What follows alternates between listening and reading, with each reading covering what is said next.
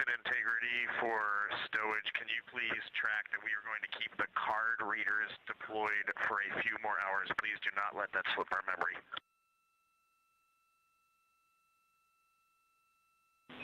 We gotcha.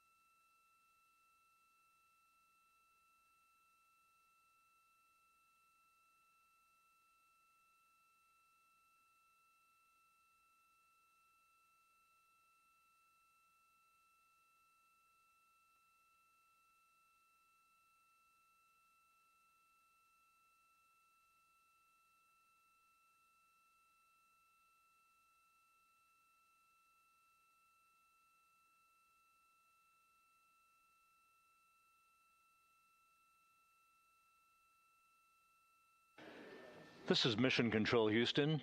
7 days, 20 hours, 45 minutes into the flight of integrity on the lunar flyby mission of Artemis 2.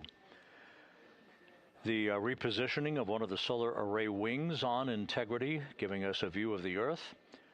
As it grows larger in the field of view, we're about 4 hours and 45 minutes away from reaching the halfway point of the journey home for Commander Reed Wiseman, pilot Victor Glover, and mission specialists Christina Cook and Jeremy Hansen, following their fly around of the moon that occurred back a couple of days ago.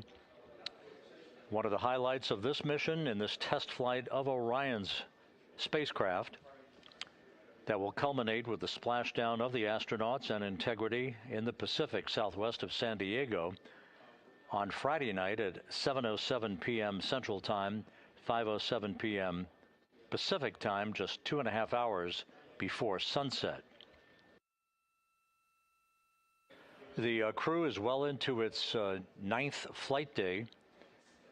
This is a day that is largely devoted to the stowage of items in the crew cabin, reviewing their flight data file for entry procedures and timelines. They will be witness to another critical burn later this evening, the return trajectory correction burn number 2, that will further fine-tune Integrity's path to reach a corridor over the Pacific Ocean in which they will split the uprights to move across the Pacific into the Earth's atmosphere, descending at a rate of speed that will reach about 32 times the speed of sound for a parachute-assisted splashdown to bring this mission to an end. More details from today's mission management team meeting and status on the flight are coming your way in just about 7.5 minutes at the bottom of the hour at 2:30 p.m. Central, 3:30 p.m. Eastern Time with our daily mission status briefing.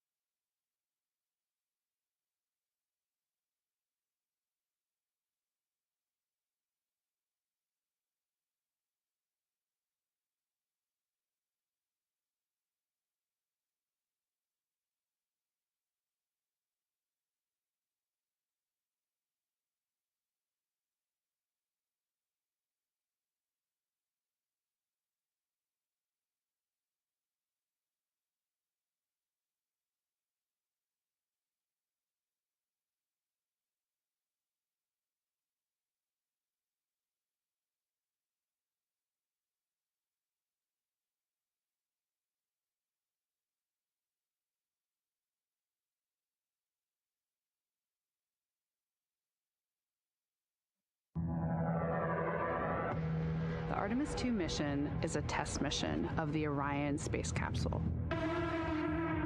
Artemis II will be the first time we put humans on this rocket. We're going back to the moon because it's the next step in our journey to Mars. We were always going to the moon.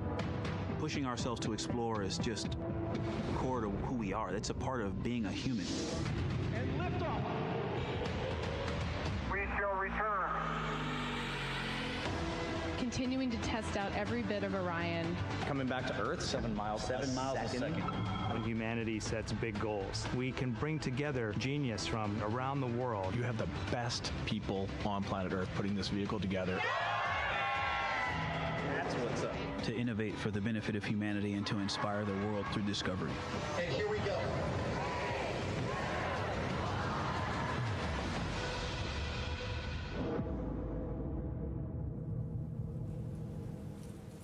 Good afternoon and welcome to NASA's Johnson Space Center for our final mission status briefing ahead of Artemis II splashdown tomorrow evening.